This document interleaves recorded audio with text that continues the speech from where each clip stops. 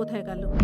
আজিম, হ্যাঁ আমি এই তো দেখলাম রুমে ছিলিস না। বাথরুমে ছিলাম আম্মি। আরে তুই কি করিস বাথরুমে? ঘুমিয়ে পড়িস নাকি? চল তাড়াতাড়ি আয়। আয়।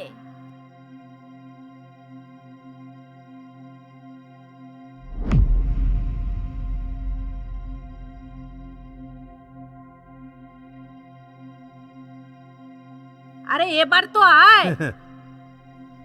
আরে তুমি বুঝবে না। আজিম, এদিকে আয় দেখি, বাপ বেটাতে একটু গল্প গুজব করি। আয়। হ্যাঁ আসছি। কি? কিছু না, আব্বা ডাকছিল।